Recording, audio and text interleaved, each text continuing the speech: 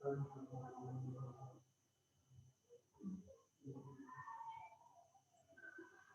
হচ্ছে গত ক্লাসে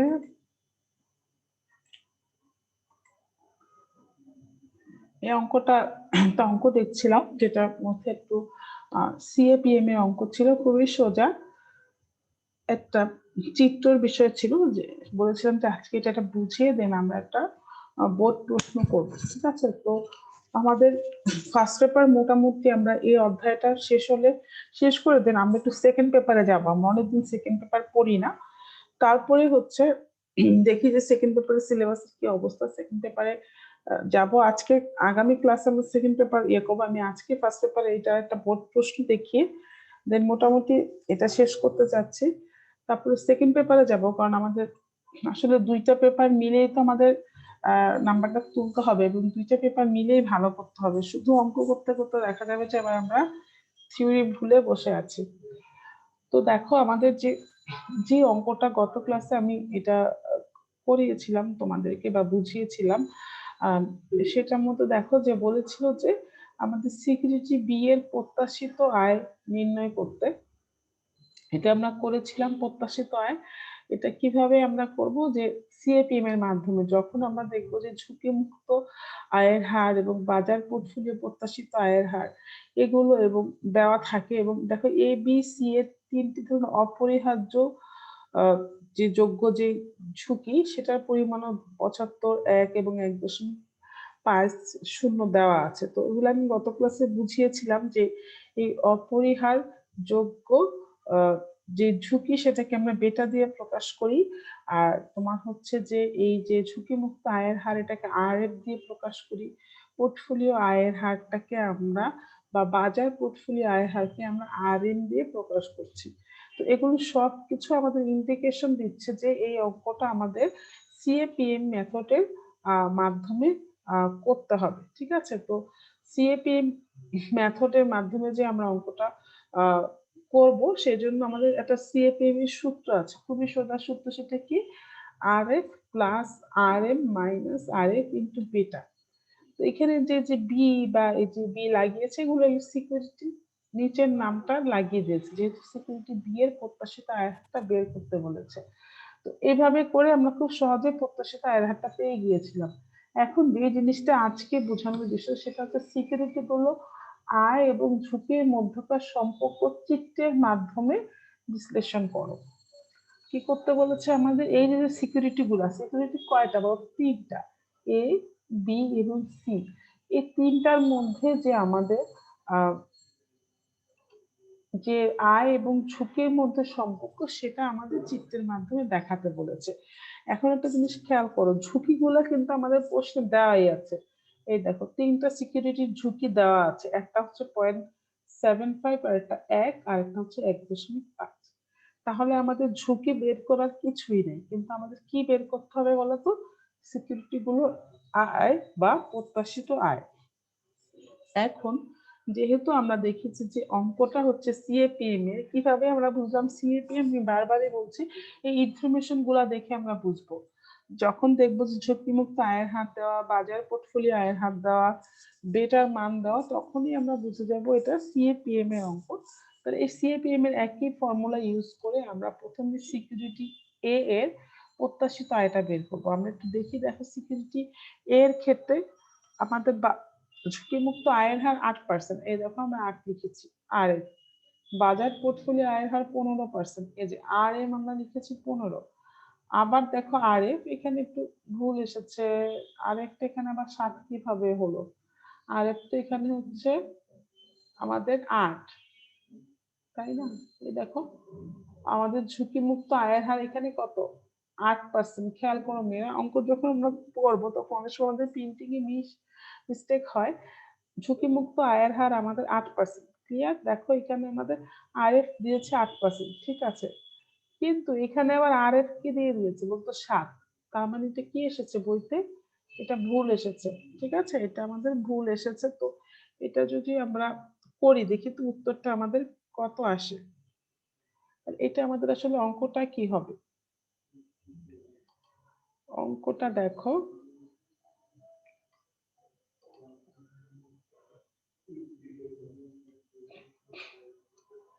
আমাদের সূত্র হচ্ছে তোমার আর রিটার্ন বলছি আমরা RF plus RM minus RF টা দুইবার ইউজ হয়েছে তাই না? RF এটা লিখছি কারণ বইতে ভুল এসেছে, এটা বোঝানোর জন্য আর কি, আর কিছুই না।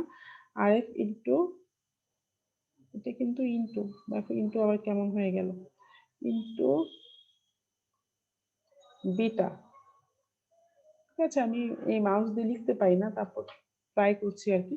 এখন দেখো আমাদের RF এর মান দেওয়া ছিল হচ্ছে 8%, ঠিক আছে 8% দেওয়া, আর আমাদের RM এর মান হচ্ছে তোমার 15,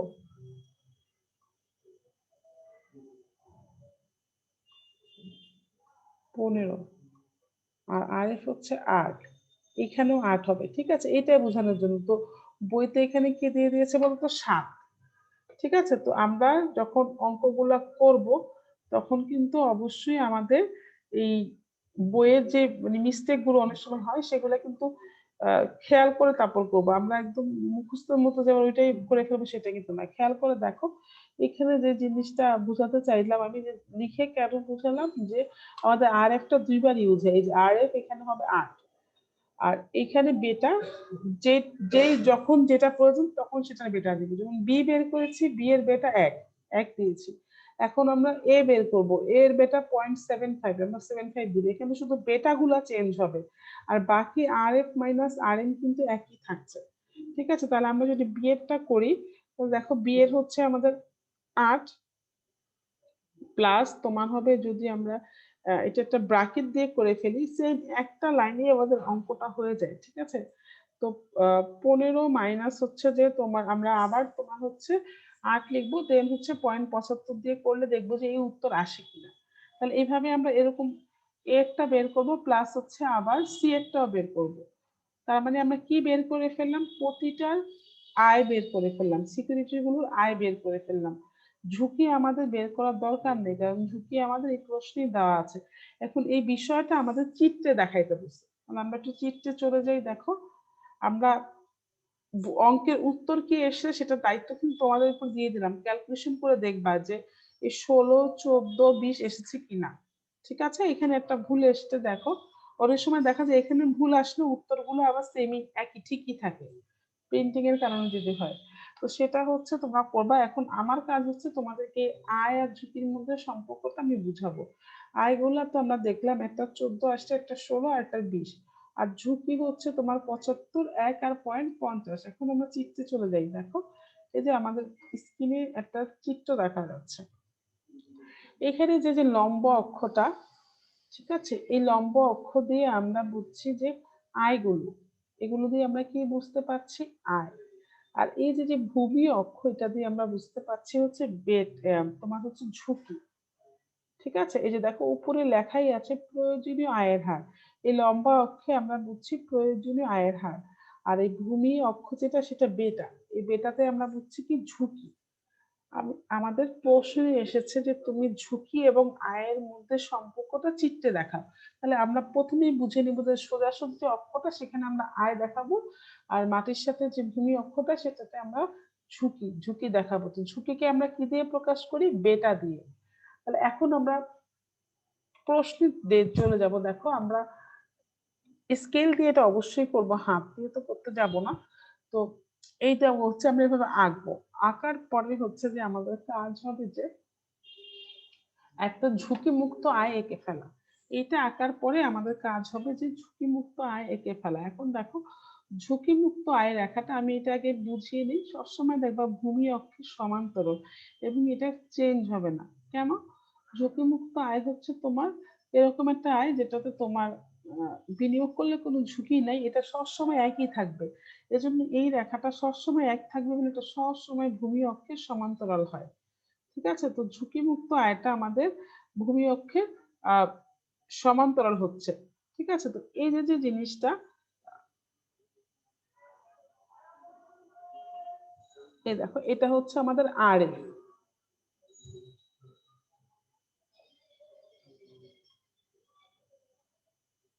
এই দেখো আরএফ হচ্ছে আমাদের 8%।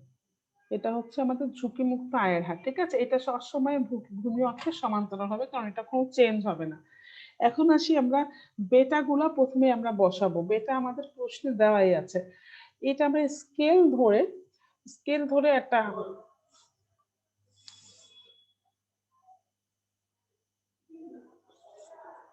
স্কেল ধরে আমাদের একটা আন্দাজ মতো হচ্ছে এটা করতে হবে। যেমন কিরকম দেখো, আমরা একটু বড় করেই করব। যদি স্কেলে একটু বড় করে না নিই তাহলে আমাদের চিত্রটা ছোট হয়ে যাবে, দেখতে অসুন্দর লাগবে। ধরো আমরা স্কেলে 1 ইঞ্চি করে দূরত্ব নিতে পারি। এখন একটা জিনিস খেয়াল করো, এই 0 থেকে 0.75 পর্যন্ত নিয়েছে, নেওয়ার পরে 1, ঠিক আছে, এটার মতো দূরত্ব কিন্তু 0.25 মাত্র, 0.25, ঠিক আছে। তো এটা একটু আন্দাজ করে নিতে হবে যে আমি কতটুকু নিবো। এই জন্য একদম তোমার ইঞ্চি ধরেই যে নিতে হবে এরকম না, কিন্তু এই জিনিসটা খেয়াল রাখবো। 1 থেকে আবার তোমার এই যে দেখো 1.5, এটা দূরত্বটা কিন্তু আমাকে ডাবল নিতে হবে। আমি তোমাদের বুঝাতে পারছি কিনা আমি জানি না। দেখো কেন ডাবল নিতে হবে, দেখো এই 75 থেকে 25-এর দূরত্ব হচ্ছে তোমার 0.25, আর 1 থেকে এই 1.5-এর দূরত্ব হচ্ছে তোমার 0.50। তাহলে আমাকে অবশ্যই ডাবল দূরত্ব নিতে হবে, স্কেল দিয়ে ডাবল দূরত্ব নিতে হবে। ধরো এটা এই যে প্রথমটা যে 0.75, এটা তুমি তোমার ইচ্ছা মতো নিয়ে নিলা, ঠিক আছে। ধরো তোমার স্কেল ধরে তুমি 2 ইঞ্চি বা 1 ইঞ্চি পরে এটা নিয়ে নিলা, কিন্তু 0.75 থেকে যে 1 নিলা, এটাও তুমি তোমার ইচ্ছা মতো নিয়ে নিলা। কিন্তু মনে রাখবে আমি পরেরটা যখন নিব তখন কিন্তু এই যে এটা আছে না, এটা যে দূরত্বটা নিলাম এটা ডাবল হতে হবে আমাদের, মানে 2 গুণ হতে হবে। কারণটা হচ্ছে 25-এর ডাবলই কিন্তু তোমার কি 50, এটা আমাদের বুঝতে হবে। এবং আমরা কিন্তু দূরত্বটা চিত্র দেখেই বুঝতে পারছি, তাই এটা ডাবলই কিন্তু হচ্ছে আমাদের এইটা। তা না হলে কি হবে জানো, এই রেখাগুলো আমাদের মিলবে না, মানে এটার সাথে। আচ্ছা এটা নিয়ে নিব আমরা, নেওয়াটা নিশ্চয়ই বুঝতে পেরেছো। আমরা প্রশ্ন দেখে, আমাদের প্রশ্ন যে অ্যামাউন্টই আসুক না কেন, আমরা দেখে এরকম এই ঝুঁকিটা নিয়ে নিব। এখন আসি আয়টা। আয়টা আমরা কি করব, এখন আমরা দেখবো যে যখন আমাদের ঝুঁকি ছিল 75, তখন আমাদের আয় কত ছিল। ঝুঁকি 75 হচ্ছে সিকিউরিটি এ ছিল, সিকিউরিটি এ ঝুঁকি ছিল 0.75। তখন আমাদের আয়টা আমরা বের করেছি, এটা আমাদের অঙ্ক করে বের করেছি, তখন আমাদের আয় হয়েছে 14, ঠিক আছে। যখন আমাদের ঝুঁকি হচ্ছে তোমার 0.1, মানে শুধু 1, এটা ছিল আমাদের সিকিউরিটি বি এর, তখন আমরা বের করেছি যে এটার আয় হয়েছে 16। যখন আমাদের ঝুঁকিটা বেড়ে 1.50 হয়েছে, এটা আমাদের ছিল সিএ, তখন কিন্তু আমাদের আয়টাও বেড়ে 20 হয়ে গিয়েছে, ঠিক আছে। তো এগুলো কিন্তু আমাদের, এই যে দেখো মেয়েরা এগুলো কিন্তু ডট ডট দিয়ে করেছে, তোমরাও কিন্তু স্কেল দিয়ে সমান করে ধরে ধরে করতে হবে, নালে কিন্তু যে এই রেখাটা মিলবে না। মানে তুমি কি করবা, স্কেলটাই 75 বরাবর ধরবা, ধরে ডট ডট ডট ডট দিয়ে দিয়ে উঠিয়ে তারপরে হচ্ছে তুমি এই 14 বরাবর নিবা, ঠিক আছে। এটা তোমার আন্দাজ মতো নিতে হবে, কিন্তু অবশ্যই আন্দাজেরও কিন্তু একটা মানে বিবেচনা থাকবে। এবার আন্দাজ মতো নিতে বলেছে দেখে যে 8-এর নিচে নিয়ে ফেলবা, সেটা তো হবে না, কারণ তোমার ঝুঁকিমুক্ত আয়ের হার কত, 8, ঠিক আছে। তো ঝুঁকিমুক্ত আয়ের হার যেহেতু 8 হয়, তোমাকে একটা জিনিস খেয়াল রাখতে হবে। যেমন আমি যখন ক্লাসে করাই তখন কি করি, ধরো তোমাদের সুবিধার জন্য এটাকে দিয়ে দিই আমি 10, ঠিক আছে। মানে আমি কি করি 5, 10, 15, 20 এভাবে 4টা ভাগে ভাগ করে করাই। করানোর পরে ডট ডট গুলো তোমাদেরকে নিজেদেরকে দিতে বলি, এবং সেটা মিলিয়ে গেলে খুব ইজি হয়। তো বইয়ের বিষয়টা এটা একই থাকে। তো যেটা বলছিলাম, বইয়েরটা আমি বুঝিয়ে দিই, তারপর আমি দেখাচ্ছি কি করবা। এই তো এই ডট ডট হিসেবে দিয়ে তারপর হচ্ছে তোমাকে 20 দিয়ে দিতে হবে। তারপরে তুমি কি করবা, এই যে যেখানে তোমার 2টা ডট মিলে গেল, এই যে এ বি সি যেখানে ছিল তোমার মিলে গেল 2টা বিন্দু, সেখান দিয়ে একটা সলিড সোজা একটা লাইন টেনে ফেলবা। এই যে যে তুমি এই লাইনটা টানলা, এটাকে বলা হয় S M L, S M L রেখা। এখন তোমরা বলতে পারো মিস এস এম এল রেখা আবার কি। এস এম এল এর পূর্ণ রূপ হচ্ছে security market line. Security market line এই জিনিসটা কি, যেই রেখাটা ঝুঁকি এবং আয়ের মধ্যে সম্পর্ক দেখায় তাকে এসএমএল বলে। আমি আবারও বলছি, যেই রেখা ঝুঁকি এবং আয়ের মধ্যে সম্পর্ককে দেখায় তাকে এসএমএল রেখা বলে। এটা হচ্ছে আমার আয় আর এটা হচ্ছে আমার ঝুঁকি। আর এর মধ্যে যে সম্পর্ক দেখাচ্ছে এটাই হচ্ছে আমার কি এসএমএল। এসএমএল লেখা সবসময় ঝুঁকিমুক্ত আয়ের উপর থেকেই হবে আমাদের। এখানে তো আমরা আমাদের ঝুঁকিমুক্ত 0 থেকে এই পর্যন্ত আমাদের এটুকু হচ্ছে ঝুঁকিমুক্ত। কিন্তু আমাদেরকে সম্পর্ক দেখাতে বলেছে ঝুঁকি আর হচ্ছে তোমার আয়ের মধ্যে। এজন্য আমাদের এই এসএমএল লেখাটা সবসময় ঝুঁকিমুক্ত আয়ের উপর থেকে হবে। এটা আবার আমরা 0 থেকে দিয়ে দিব না, তাহলে কিন্তু আমাদের অঙ্ক মানে কি বলবো চিত্রটা আমাদের হবে না। এই হলো আমাদের ঝুঁকি এবং আয়ের মধ্যে সম্পর্ক। এটা চিত্র আমাদের আগের পরীক্ষাগুলোর জন্য এটা ইম্পর্টেন্ট ছিল না, কিন্তু এখন যেহেতু তোমাদের এক চ্যাপ্টার থেকে ধরতে গেলে 3টা প্রশ্ন আসবে, সেজন্য এটা আবার ইম্পর্টেন্ট হয়ে গিয়েছে। কেন? কারণ একটা চ্যাপ্টার থেকে যে 3টা প্রশ্ন আসবে টপিকস তো খুঁজে পাবে না, দিবে কি? ঠিক আছে, তার মানে আমাদের সব মোটামুটি সবকিছু সম্পর্কে একটা আইডিয়া থাকা লাগবে, যদি মিক্স চলে আসছে যাতে আমরা অ্যান্সার করতে পারি। তো এখন দেখো যে এই জিনিসটা এটা মাপটা আমরা কিভাবে সহজে নিতে পারি, এটার একটা ওয়ে আমরা সহজে নিতে পারি, সেটা একটু দেখায় দিই আমি। দেখো যতটুকু আর কি বুঝতে পারো, এখন তো এখানে ওইভাবে বোর্ডের মতো আমিও পারবো না আর তোমরা ওরকম বুঝবা না। এখন দেখো এই যে এসএমএল রেখাটাকে আমরা কিভাবে সহজে আঁকতে পারি একটু দেখি। এই এই ঠিক আছে, আমরা এরকম একটু দাগ দিয়ে নিলাম। তাহলে এখন দেখো এইটা আমরা নিয়ে ফেলবো। এটা কি বলতো, এটা হচ্ছে তোমার আরএফ রেখাটা, এটা হচ্ছে আমাদের আর এফ। এই যে আমি এখন তোমাদের যেটা দেখাতে যাচ্ছি সেটা হচ্ছে আমি কিভাবে এই আয়ের হারগুলাকে মিলাতে পারি। দেখো আমি প্রতিটাকে 5 করে নিব, 5, 10, 15, 20। আমি এগুলো একটু ফাঁকা ফাঁকাই নিব, এগুলো ফাঁকা ফাঁকা নিলে আমার চিত্রটা দেখতে সুন্দর হবে। ঠিক আছে, স্কেল দিয়ে আমরা চিত্রটাকে মোটামুটি হাফ পিসের মতো করব যাতে আমার চিত্রটা দেখতে সুন্দর হয়। তাহলে দেখো এই হলো আমাদের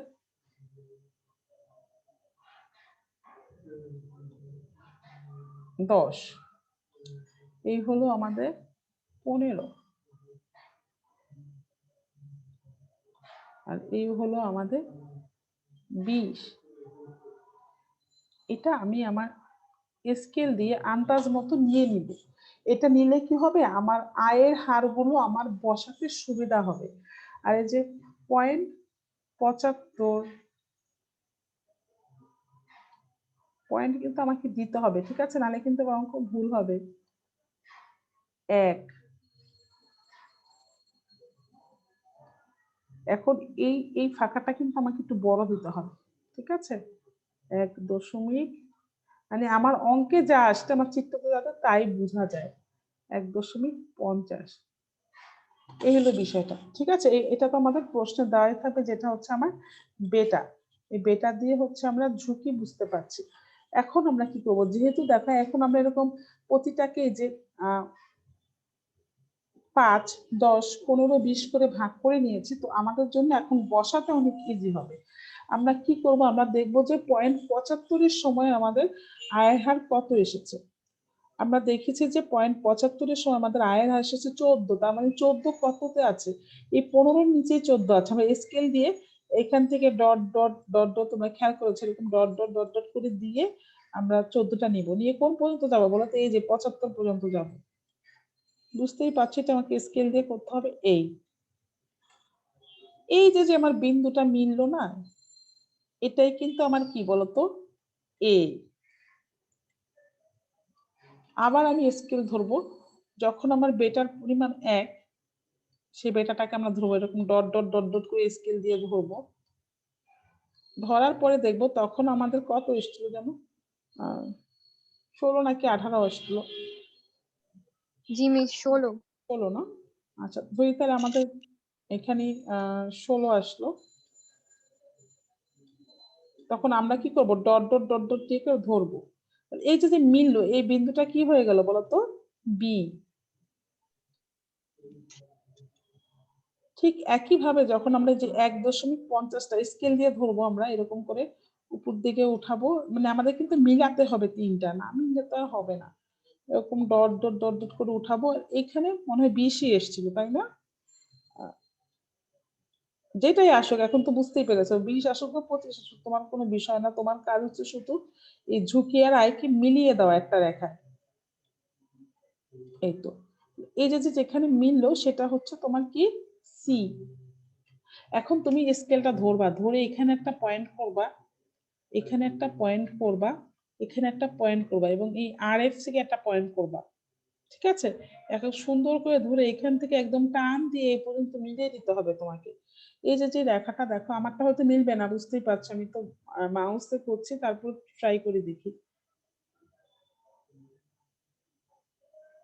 এই যে দেখো, বললাম না যে মিলবে না, তাই হোক তোমরা তো বুঝতে পেরেছো, তুমি স্কেল দিয়ে ধরে এটা এটা এটা মিলিয়ে দিবা। এই রেখাটার নামই হচ্ছে এস এম এল। তোমার কাছে এটাই দেখতে চেয়েছে, ঝুঁকি এবং আয়ের মধ্যে সম্পর্ক চিত্রের মাধ্যমে দেখতে চাইছে, এই জিনিসটা দেখতে চাইছে। তুমি এই যে এই রেখাটা দিয়ে ঝুঁকি এবং আয়ের মধ্যে সম্পর্ককে দেখাইছো। ঠিক আছে? তো এই জিনিসটা আসলে খুব সোজা, কিন্তু আমাকে বললাম এটা এখন পরীক্ষার জন্য ইম্পর্টেন্ট হয়ে গিয়েছে।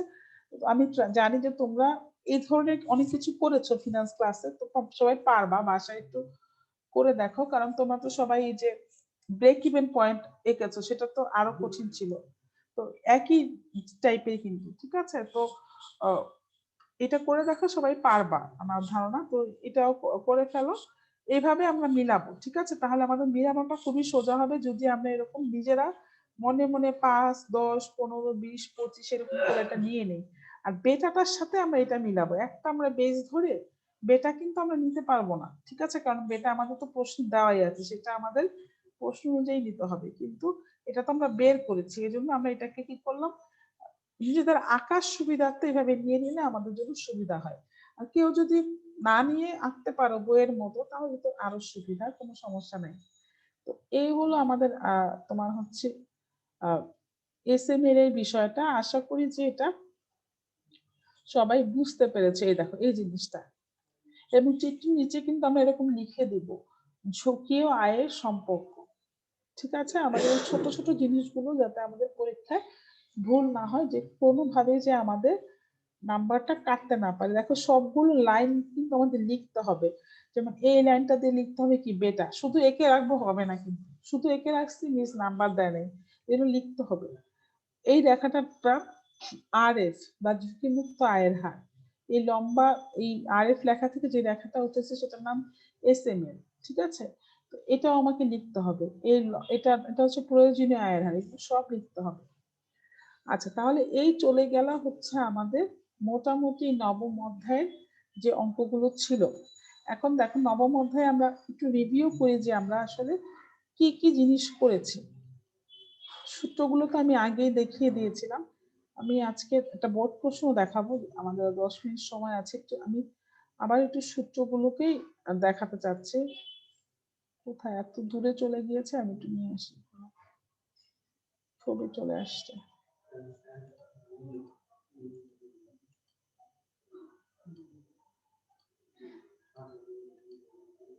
সূত্রগুলো মনে হয় তোমাদের অনেক আগে দেখিয়েছিলাম।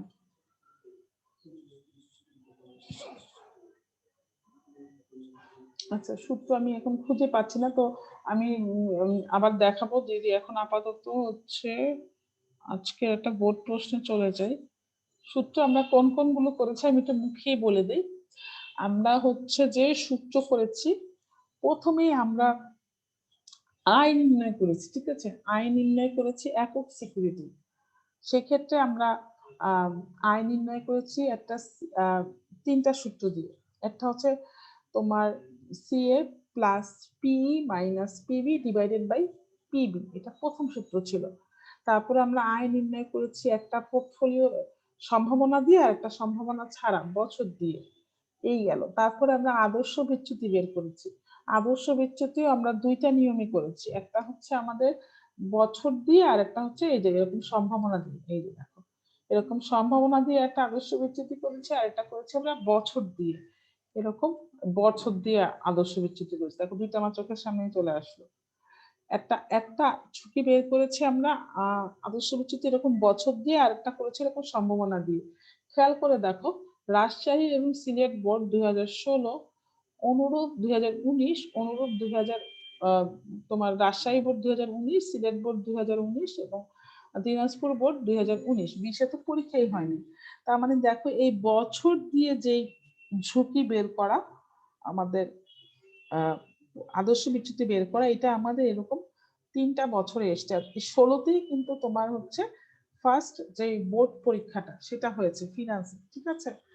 মানে এর আগে কিন্তু তোমার কলেজে ফিনান্স ছিল না, মানে 14তে শুরু হয়েছে, তোমার 16তে ফার্স্ট বোর্ড পরীক্ষা হয়েছে। তো এই হলো তোমার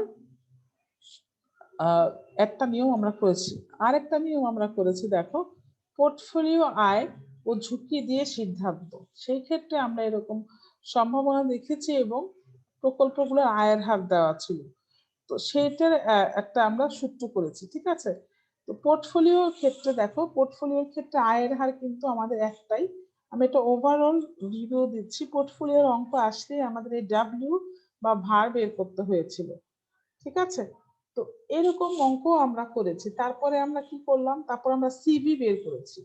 সিভি বের করার পরে হচ্ছে আমরা করলাম হচ্ছে এই যে সিএপিএম, ঠিক আছে। তো আমাদের বোর্ডে যে শর্ট সিলেবাস সেখানে এগুলো সব আছে। এগুলো এই নিয়মগুলো আমরা কভার করেছি, আর থিওরি গুলো আমরা আগে পড়েছি। তখন আজকে আমরা এই অঙ্কটা একটু দেখব। সেটা হচ্ছে তোমার এটা তোমার 2019-এর একটা প্রশ্ন। এটা একটু আজকে আমরা দেখব, দেখে যে বোর্ড প্রশ্নগুলো আসলে কি রকম আসে, আমরা তো সেটা হচ্ছে আমাদের দেখতে হবে।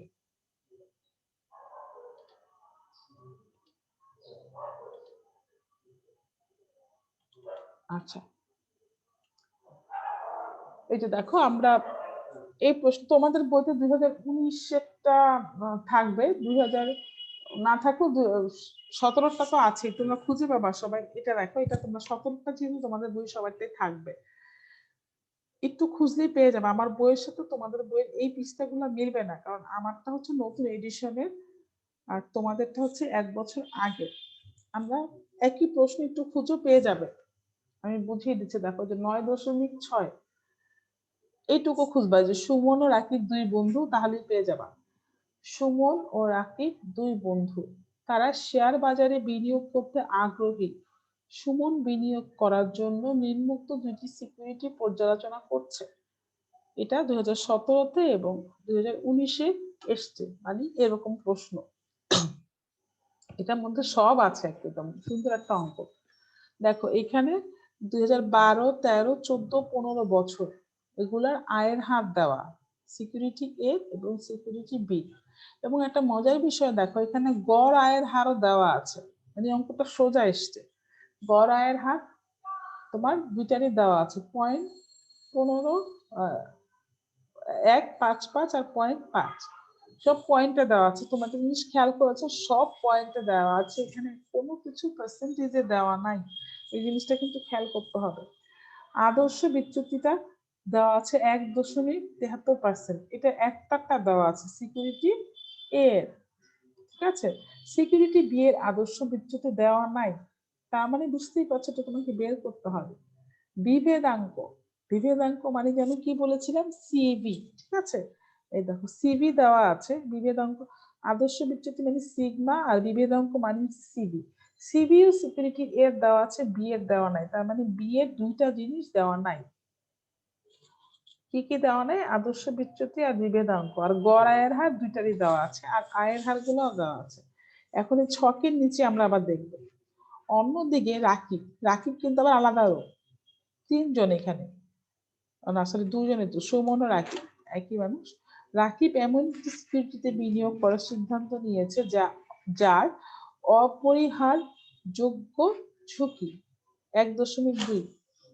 এতদিন আমরা যারা ক্লাস শুনেছি বুঝে গিয়েছি নিচের অংশটুকু কোনখান থেকে এসেছে, সি এ পি এম। কিভাবে বুঝলাম, যখনই আমরা এরকম এই যে অপরিহারযোগ্য ঝুঁকি। এই জিনিসটা দেখবো তখনই আমরা বুঝে নিব এটা সিএপিএম এর অঙ্ক। বারবারই বলি কারণ এটা আমরা ভুল করি। এরপরে দেখো বাজার আয়ের হার 15% এবং ঝুঁকি মুক্ত আয়ের হার 6%। এই গেল আমাদের প্রশ্ন।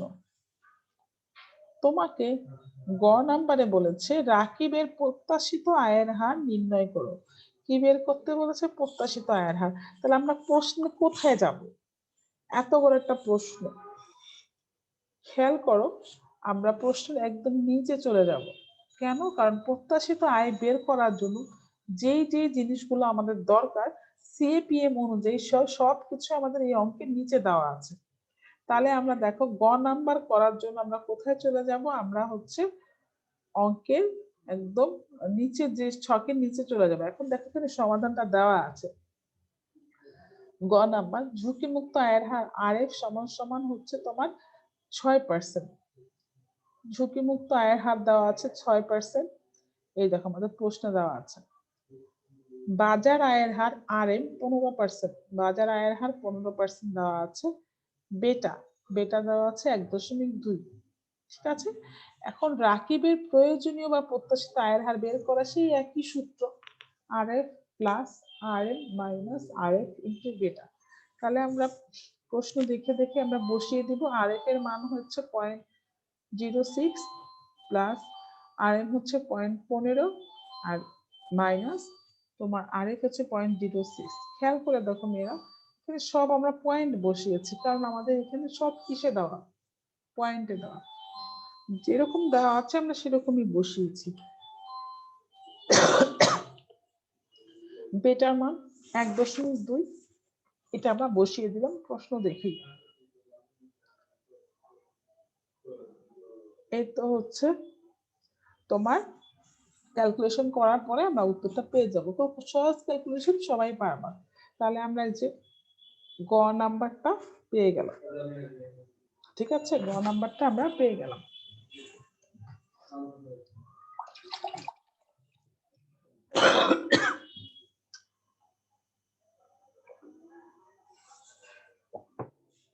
ঠান্ডাটা ভালোই হচ্ছে। আচ্ছা, এখন আমরা এটা পেয়ে গেলাম। এটা একটা বোর্ড প্রশ্ন। এই গ নাম্বারটা আমরা সবাই পারলে আমরা 3 পেয়ে গেলাম। এখন আমরা ঘতে এসি। সিকিউরিটি বি অধিক ঝুঁকিপূর্ণ, গাণিতিকভাবে বিশ্লেষণ করো। আমাদেরকে সিকিউরিটি এ সবকিছু দিয়ে দিয়েছে, আদর্শ বিচ্যুতি, বিভেদাঙ্ক। ঠিক আছে, আদর্শ বিচ্যুতি এবং বিভেদাঙ্ক এই দুইটা দিয়েই হচ্ছে আমরা ঝুঁকি পরিমাপ করি। আদর্শ বিচ্যুতি আর বিভেদাঙ্ক দিয়ে হচ্ছে আমরা ঝুঁকি পরিমাপ করি। এই দুইটা হচ্ছে আমাদের কি ঝুঁকি পরিমাপের পদ্ধতি।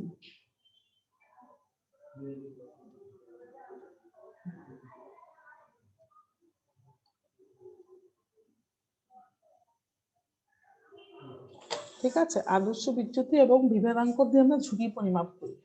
এখন তোমার প্রশ্ন করেছে সিকিউরিটি বি অধিক ঝুঁকিপূর্ণ, ব্যাখ্যা করো। এর তো আমার সব দেওয়াই আছে, আদর্শ বিচ্যুতিও দেওয়া আছে, বিভেদাঙ্ক দেওয়া আছে। তাহলে আমাকে এর থেকে বেশি ঝুঁকিপূর্ণ এটা পরিমাপ করতে গেলে বি এরও আদর্শ বিচ্যুতি বের করা লাগবে এবং বি এরও আমাকে বিভেদাঙ্ক বের করা লাগবে। এখন তাহলে আমরা ঘতে যে এক করব, আমরা সিকিউরিটি বি এর আদর্শ বিচ্যুতি বের করব প্রথমে, তারপরে হচ্ছে আমরা বিভেদাঙ্ক বের করব। অঙ্কটা সোজা। কেন সোজা? কারণ হচ্ছে আমাদের এই যে গড় আয়ের হার ওরা করিয়ে দিয়েছে, তা না হলে কিন্তু আমাদের গড় আয়ের হার করে নিতে হতো। গড় আয়ের হার করতে আমরা সবাই পারি, তাই না? কি সূত্র জানি? সামেশন আরআই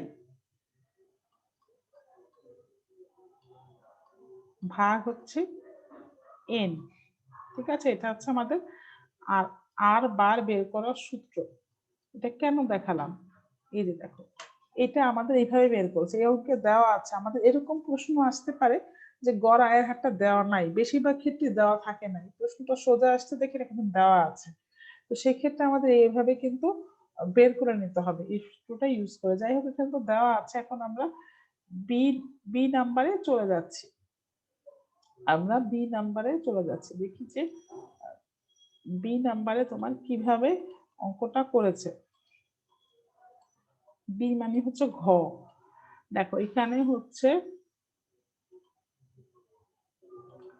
সিকিউরিটি এ এর গড় আয়ের হার এবার 0.155। প্রশ্ন দেখে লিখেছে সিকিউরিটি বি এর প্রত্যাশিত আয়ের হার বি বার 15। এটাও প্রশ্ন দেখে লিখেছে। সিকিউরিটি বি এর পরিমিত ব্যবধান, মেয়েরা আদর্শ বিচ্যুতি আর পরিমিত ব্যবধান একই জিনিস। দেখো এখানে যে আদর্শ বিচ্যুতি লিখছে, এখানে এসে আবার পরিমিত ব্যবধান লিখছে, আমরা আবার কনফিউজ হয়ে যাব না, একই কথা।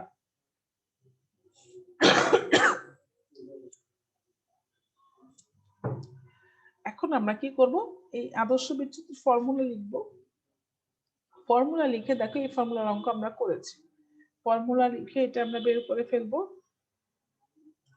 দেন আমাদের হচ্ছে যে আবার সিভি বের করতে হবে।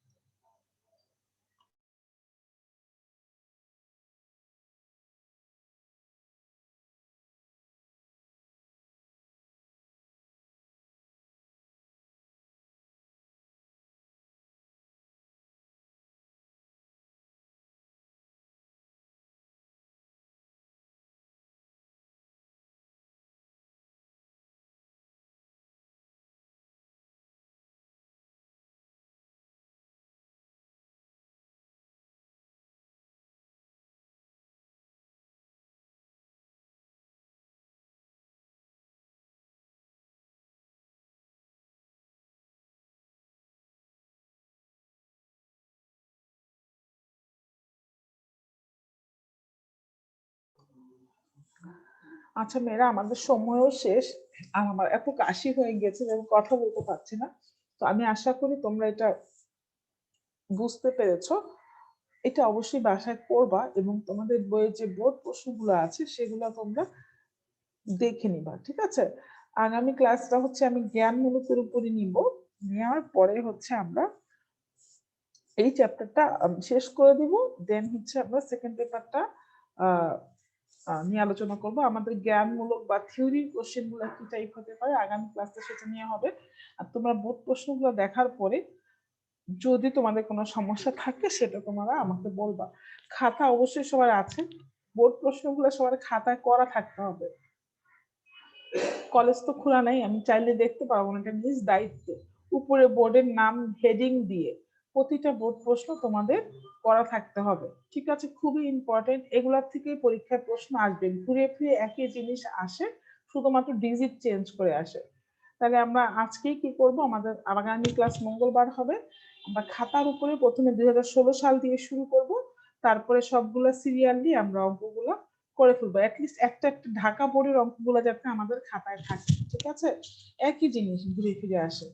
তাহলে আজকে এই পর্যন্তই থাক। ইনশাআল্লাহ আগামী ক্লাসে আমরা এই অধ্যায়ের জ্ঞানমূলক এবং থিওরিটিক্যাল বিষয়গুলো আলোচনা করে আমরা আগামী ক্লাসটা আগামী মঙ্গলবারে দেন শনিবারে আমরা সেকেন্ড পেপার শুরু করব। সবাই ভালো থেকো, আল্লাহ হাফেজ। আসসালামু আলাইকুম ম্যাম। ওয়ালাইকুম আসসালাম। আসসালামু আলাইকুম। ওয়ালাইকুম আসসালাম। আসসালামু আলাইকুম। ওয়ালাইকুম আসসালাম।